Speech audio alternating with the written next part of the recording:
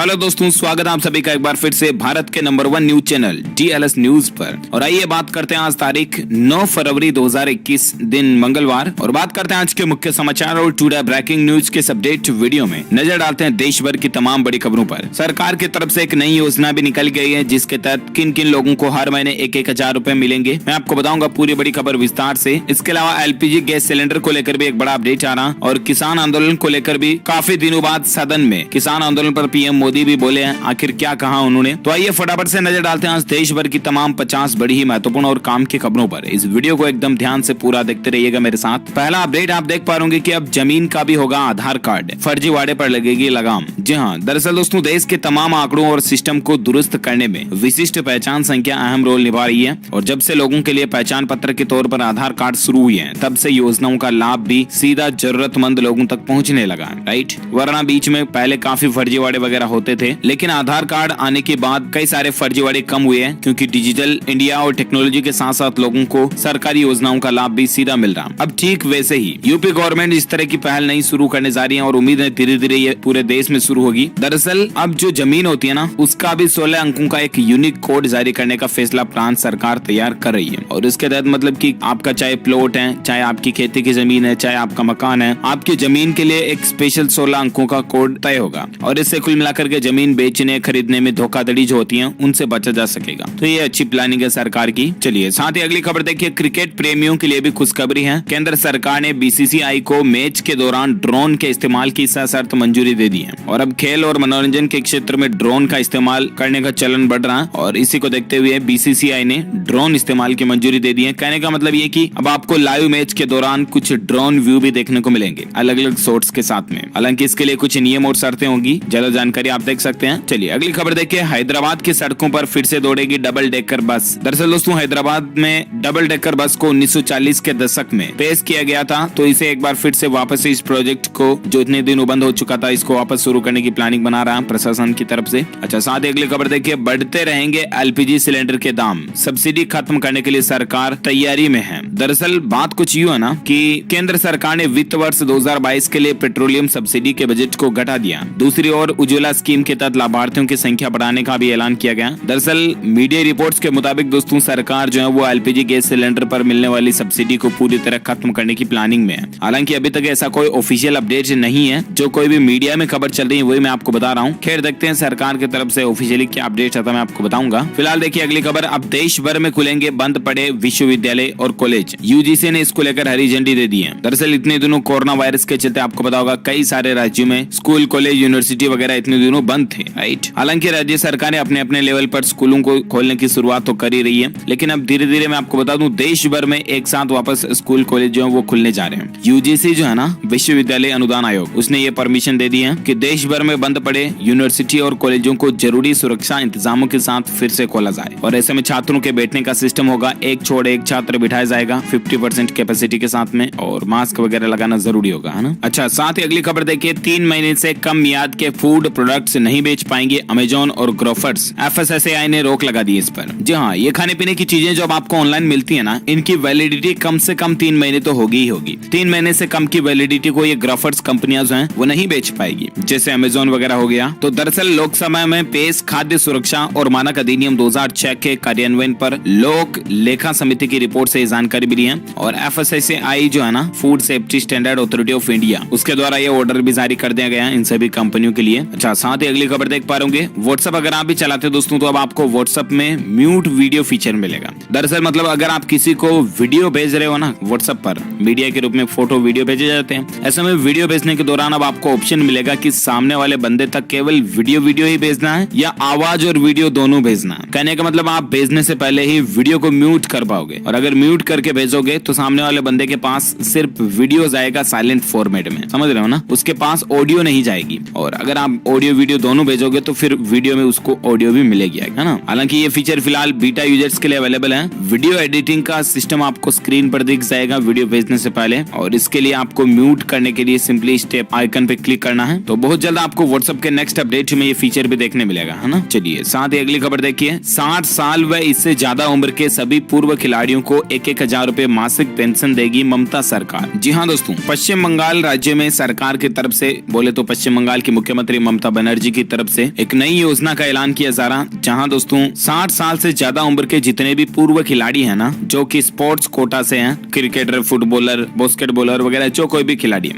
उन सबको हर महीने 1000 रुपए मासिक पेंशन देगी पश्चिम बंगाल सरकार। सोमवार को नेताजी इंडोर स्टेडियम में आयोजित हुए खेल श्री के कार्यक्रम में मुख्यमंत्री ने कहा कि राज्य के पूर्व खिलाड़ियों के प्रति सम्मान व्यक्त करने के लिए ये नई पहल शुरू की गई है। तो कहने का मतलब हर महीने 1000 रुपए उनको पेंशन के रूप में मिलेंगे, है ना, अच्छी बात है। और अगली खबर देखिए, राजधानी दिल्ली में घर खरीदना अब सस्ता हुआ है, क्योंकि DCHFCL ने ब्याज दरों में कटौती करके जो पहले 7.45% थी उनको 6.75% कर दिया। तो कहने का मतलब दिल्ली सरकार की ओर से भी प्रॉपर्टी पर सर्किल रेट्स में 20% की कमी के बाद लोगों को एक और राहत ये मिल चुकी है। इसके तहत DCHFCL यानी कि दिल्ली सहकारी आवास वित्त निगम लिमिटेड जो है ना, उसने भी ब्याज दरों में कमी कर दी है। तो ये वाकई में अच्छी बात है। और साथ ही अगली खबर देखिए आप, उत्तर प्रदेश की योगी आदित्यनाथ सरकार की एक नई पहल है। गुरुकुल पद्धति से यूपी में शुरू होने जा रहे हैं मोहल्ला क्लास, और ये देश में पहली ऐसी नई पहल है। योगी सरकार की इस पहल पर लोगों ने भरोसा भी जताया। कहने का मतलब ये है कि कोरोना काल में जहां कुछ प्राइवेट स्कूल ऑनलाइन क्लास चला करके मोटी फीस वसूल रहे हैं, वहीं यूपी की योगी आदित्यनाथ सरकार जो है ना, वो मोहल्ला क्लास चलाकर बच्चों को प्रतिदिन पढ़ाने की एक नई पहल शुरू की है। वाराणसी में ये मोहल्ला क्लास शुरू हुआ है, मेरा घर मेरा विद्यालय करके, जहां दोस्तों टीचर जो है वो हर एक मोहल्ले में जाकर के बच्चों को पढ़ाई करवाते हैं। अच्छा, यूपी गवर्नमेंट की और एक खबर आप देख सकते हैं दोस्तों कि अब यूपी में मिलेगी वायु गुणवत्ता की सटीक जानकारी। 50 और जिलों में खुलेंगे मैनुअल मॉनिटरिंग स्टेशन। जी हाँ, अब उत्तर प्रदेश के सभी जिलों में वायु प्रदूषण की सटीक जानकारी मिल पाएगी, क्योंकि उत्तर प्रदेश प्रदूषण नियंत्रण बोर्ड जो है वो राज्य के 50 और जिलों में वायु गुणवत्ता की जांच के लिए मैनुअल मॉनिटरिंग स्टेशन खोलने जा रहे हैं, और इसके लिए तकरीबन 14.61 करोड़ रुपए का प्रस्ताव अलग से निकाला गया है। अच्छा, और बाकी दोस्तों उत्तर प्रदेश की योगी सरकार के द्वारा 22 फरवरी को यूपी का बजट भी पेश किया जाएगा। तकरीबन 5.6 लाख करोड़ रुपए के आकार का इस बजट का अनुमान लगाया जा रहा। देखते हैं 22 फरवरी को और यूपी बजट में क्या क्या तोहफे मिलते हैं यूपी की जनता को, राज्य के लोगों को। तो मैं आपको अलग से यूपी बजट के हाइलाइट्स बता दूंगा DLS न्यूज के ऊपर। फिलहाल अपन नजर डालते हैं देश से जुड़ी कुछ और बड़ी खबरों में। पहले बात करें तो देखिए खबर आप, उत्तराखंड में जो कल ही प्राकृतिक आपदा आई थी, आपको पता होगा, तो तपोवन में 26 शव मिले हैं, 197 लोग लापता हैं, इनमें से 35 NTPC की टनल में फंसे हुए हैं। रात भर रेस्क्यू प्रोग्राम चला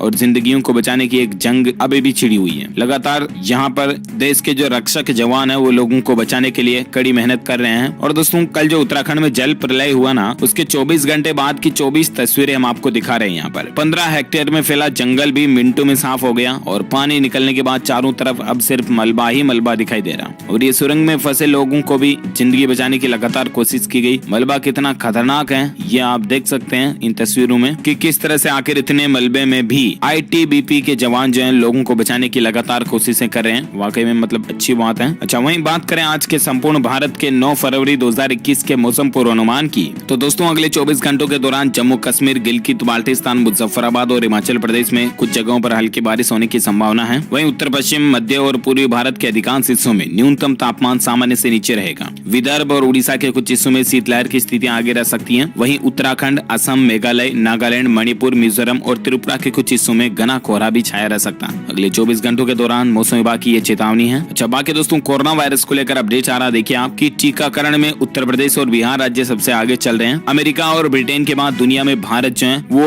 वैक्सीनेशन यानी कि टीकाकरण में तीसरे स्थान पर है। अब तक भारत में टीका लगवाने वाले लोगों की संख्या तकरीबन 60 लाख तक पहुंच चुकी है। और बाकी देखिए और एक खबर दोस्तों की, केरल राज्य में 10वीं क्लास के करीब 200 स्टूडेंट्स जो है वो कोरोना पॉजिटिव निकले। उसके बाद हड़कंप समझ गया। हालांकि कई राज्य सरकारें धीरे धीरे स्कूलों को वापस खोलने की प्लानिंग में है, लेकिन कोरोना वायरस के जो प्रोटोकॉल्स हैं उनको प्लीज आप फॉलो करें। चाहे आप एक स्टूडेंट्स हैं, चाहे आप टीचर हैं, चाहे आप एक पेरेंट्स हैं, माता पिता हैं, तो आप अपने बच्चों को जरूर उन चीजों के बारे में फॉलो अप करने की बातें बताएं। मास्क, सैनिटाइजर, सोशल डिस्टेंसिंग वगैरह वगैरह, है ना। जब बाकी भारत में कोरोना के आंकड़ों की बात करें तो अभी तक कुल संक्रमितों की संख्या भारत में 1,08,47,000 से ज्यादा हो चुकी है, जिसमें से 1,41,000 एक्टिव केस हैं। जबकि दोस्तों भारत में इस कोरोना वायरस के कारण मरने वालों की कुल संख्या का आंकड़ा 1,55,172 से भी ज्यादा पहुंच चुका है। चलिए बाकी बात करें किसान आंदोलन को लेकर क्या कुछ अपडेट और चर्चाएं चल रही है, तो देखिए जरा। किसानों से पीएम मोदी ने अपील की है कि अब खत्म कीजिए आंदोलन। MSP थी, MSP है और MSP आगे भी रहेगी। दरअसल प्रधानमंत्री नरेंद्र मोदी ने 3 नए कृषि कानूनों के विरोध कर रहे किसानों से अपना आंदोलन खत्म कर कृषि सुधारों को एक और मौका देने की अपील करते हुए कहा कि ये समय खेती को खुशहाल बनाने का है और देश को इस दिशा में आगे बढ़ना चाहिए। राज्यसभा में राष्ट्रपति के अभिभाषण पर पेश हुई धन्यवाद प्रस्ताव की चर्चा के दौरान प्रधानमंत्री ने कृषि सुधारों पर यू टर्न लेते हुए कांग्रेस को आड़े हाथों लिया और कहा उन्होंने कि किसान आंदोलन के बीच कई लोग जहां अपनी राजनीति का फायदा भी उठा रहे हैं वगैरह वगैरह। और बाकी पीएम मोदी ने कहा दोस्तों की एमएसपी अभी भी है और पहले भी थी और आगे भी जारी रहेगी, ये अभी भी वादा है। और इसके अलावा दोस्तों बुधवार को और केंद्रीय मंत्रिमंडल की बैठक भी होने जा रही है, आगे की रणनीति पर भी चर्चा हो सकती है, जिसमें मतलब किसान आंदोलन को लेकर जो अभी किसानों की मांग है कि तीनों कृषि कानूनों को रद्द करें, तो इसमें क्या रणनीति आगे बना रही है सरकार, इस पर भी चर्चा हो सकती है। बुधवार को जो कैबिनेट की मीटिंग होगी, देखते हैं क्या क्या निर्णय लिए जाते हैं कैबिनेट बैठक में, मैं आपको बताऊंगा। और बाकी दोस्तों पीएम मोदी ने यह भी कहा कि देश को हर सिख पर गर्व है, विपक्ष उन्हें गुमराह करने का प्रयास कर रहा है, इसलिए उन पर ध्यान ना दें आप। और बाकी दोस्तों किसान भाई लोगों का भी यही कहना है कि पीएम मोदी की अपील के बाद किसान नेता फिर से बातचीत के लिए तैयार हैं। उन्होंने बोला कि सरकार तारीख तय करे। किसान आंदोलन का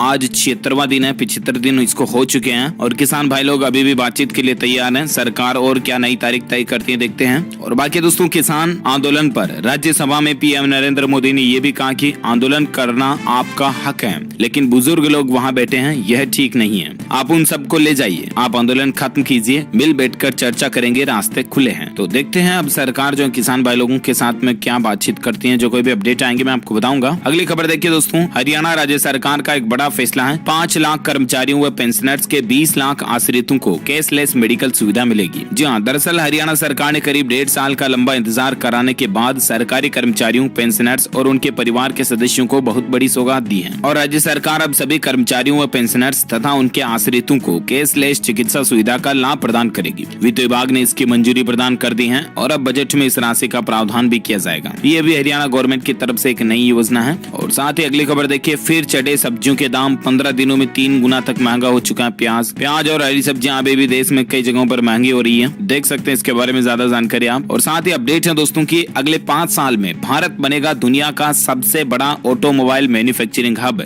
हम पूरी दुनिया से स्क्रैप लेकर उसको रिसाइकिल करेंगे, ये कहना है नितिन गडकरी जी की तरफ से, जो कि केंद्रीय मंत्री हैं। दरअसल आम बजट में घोषित वॉलेंट्री वाहन स्क्रैपिंग पॉलिसी के बारे में सरकार रोज नए फायदे गिना रही है। और इसी बीच केंद्रीय मंत्री नितिन गडकरी ने कहा कि पुराने और प्रदूषण फैलाने वाले वाहनों को हटाने के बाद नए वाहनों के खरीदारों को पॉलिसी के तहत कई तरह के लाभ मिलेंगे। और कुल मिलाकर के अगले 5 साल में भारत जो है वो ऑटोमोबाइल इंडस्ट्री का बहुत बड़ा मैन्युफैक्चरिंग हब बन जाएगा, दुनिया का सबसे बड़ा। तो ये भी अच्छी बात है हम सभी भारतीयों के लिए। इससे भारत की जीडीपी भी ग्रोथ होगी, भारत के लोगों को रोजगार भी मिलेगा, काम धंधा मिलेगा, अच्छी बात है। अच्छा, साथ ही अगला अपडेट देखिए आप, टेस्ला कंपनी ने बिटकॉइन में $1.5 अरब निवेश किए और उसके बाद बिटकॉइन में 14% उछाल देखा गया। जल्द ही कंपनी ग्राहकों से क्रिप्टो करेंसी में भुगतान लेगी। जी हाँ, टेस्ला और स्पेसएक्स कंपनी के संस्थापक एलन मस्क ने एक इंटरव्यू के दौरान भी कहा था कि मुझसे गलती हो गई, मुझे बिटकॉइन खरीदने चाहिए थे और अब आखिरकार टेस्ला कंपनी ने बिटकॉइन में इन्वेस्टमेंट भी कर दिया। और देखिए जरा कि बिटकॉइन में इतना बड़ा इन्वेस्टमेंट करने के बाद 14% तक का उछाल देखा गया। चलिए साथ ही अगली खबर दोस्तों, कुछ एग्जामिनेशन अपडेट को लेकर खबर देख पा रहे। Meghalaya board of school education की तरफ से अपडेट है। 12वीं की परीक्षा 16 अप्रैल से और 10वीं की 19 अप्रैल से शुरू होगी। मेघालय बोर्ड एग्जाम का टाइम टेबल जारी हो चुका है। ज्यादा जानकारी आप mbose.in ऑफिशियल वेबसाइट पर जानकारी चेक कर लीजिएगा। ओके,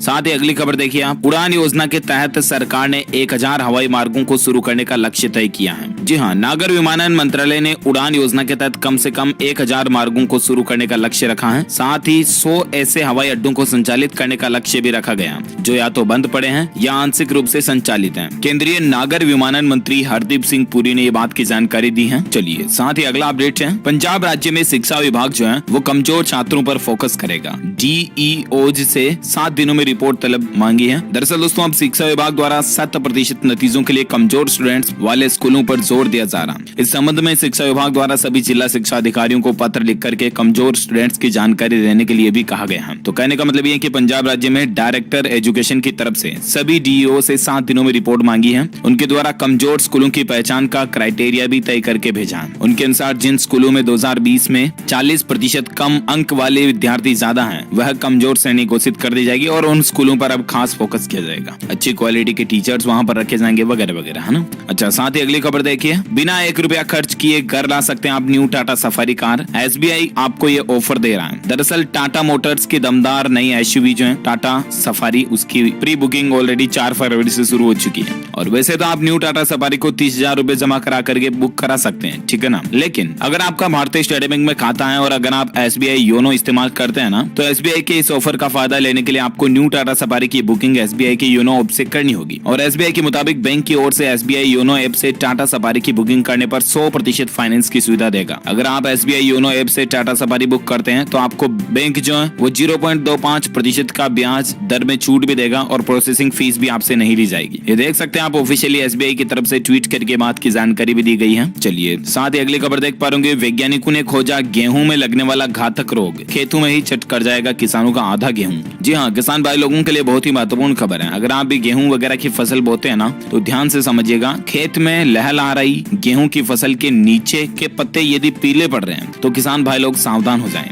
आपकी फसल में स्पॉट ब्लोच नाम की बीमारी लग सकती है। इसका निदान यदि शीघ्र नहीं किया गया तो ये रोग गेहूं के लगभग आधी उपज को खत्म कर देता है। कृषि विज्ञान केंद्र बेलीपार के वैज्ञानिक डॉक्टर S.K. तोमर ने इस रोग की पहचान की है। उन्होंने बताया कि संतुलित मात्रा में उर्वरकों का प्रयोग कर और रोग का लक्षण सामने आने पर कुछ रासायनिक दवाओं का छिड़काव कर फसल को इससे निजात दिलाया जा सकता है। हालांकि अच्छी बात यह है कि बीमारी पकड़ में आ चुकी है और इसका कुछ रासायनिक दवाइयों के द्वारा इलाज भी पॉसिबल है। कुल मिलाकर के ध्यान रखें, अगर गेहूं की फसलों के पत्ते पीले पड़ रहे हैं तो आप जरूर नजदीकी कृषि केंद्र पर जाकर के दवाई ले आए, है ना। अगली खबर देखिए, Madhya Pradesh police constable recruitment के अंदर फॉर्म भरने की तारीख को बढ़ा दिया है। 4000 पदों पर यहाँ पर जो कांस्टेबल पुलिस की भर्ती निकली है उसकी लास्ट तारीख एक बार फिर से बढ़ाई गई है।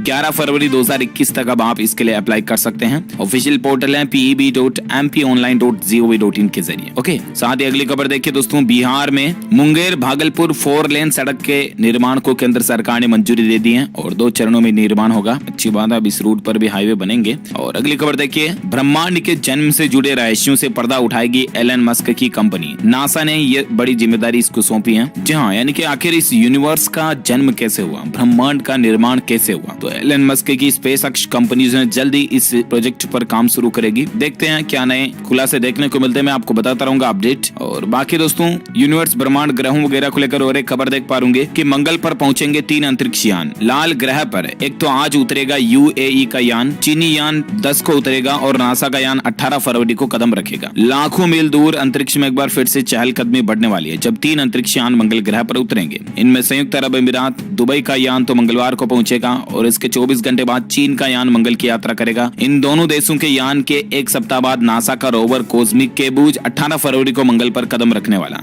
वह वहां मिट्टी तथा मौजूद चट्टानों के टुकड़ों को एकत्र करेगा और फिर उन्हें लेकर धरती पर वापस भी लौटेगा। अंतरिक्ष के इन अभियानों का उद्देश्य इस बात का पता लगाना कि क्या मंगल में कभी जीवन था या नहीं। तो वाकई में दोस्तों, दैट्स अमेजिंग साइंस। और देखते हैं आगे क्या अपडेट है तो मैं आपको बताऊंगा। अगली खबर देखिए, बिहार राज्य में एक नया नियम बन चुका। अब खाद, बीज और कीटनाशी के डीलरों को माप तोल का भी लाइसेंस लेना जरूरी होगा। जी हाँ, दरअसल बिहार राज्य में अब खाद, बीज और कीटनाशक के डीलरों को माप तोल का लाइसेंस भी लेना पड़ेगा। जैविक खाद की व्यावसायिक इकाई लगाने वाले और इसके व्यापार से जुड़े डीलरों के लिए भी ये जरूरी होगा। नया लाइसेंस के लिए आवेदन करने से पहले ये व्यवस्था कर लेनी होगी। साथ ही पुराने डीलरों को भी अब 3 महीने के अंदर अंदर माप तोल का लाइसेंस भी कंपलसरी लेना होगा। दरअसल कृषि विभाग ने राज्य में खाद, बीज व कीटनाशक के व्यापार में हो रही गड़बड़ी को देखते हुए ही ये फैसला लिया है। अच्छी बात है। अगली खबर देखिए, पीएम मोदी 10 फरवरी को विश्व सतत विकास शिखर सम्मेलन का उद्घाटन करेंगे। जी हाँ, प्रधानमंत्री नरेंद्र मोदी आगामी 10 फरवरी को वीडियो कॉन्फ्रेंसिंग के माध्यम से विश्व सतत विकास शिखर सम्मेलन 2021 का उद्घाटन करेंगे। प्रधानमंत्री कार्यालय ने सोमवार के बाद की जानकारी दी है। चलिए साथ ही अगला अपडेट है खेल समाचार को लेकर। इंडिया वर्सेस इंग्लैंड में 114 साल के टेस्ट इतिहास में ऐसा करने वाले दुनिया के पहले गेंदबाज बने आर अश्विन। इतिहास रच दिया उन्होंने। जी हाँ, भारतीय टीम के स्पिनर आर अश्विन ने इंग्लैंड के खिलाफ चेन्नई टेस्ट मैच की दूसरी पारी में 6 विकेट हासिल कर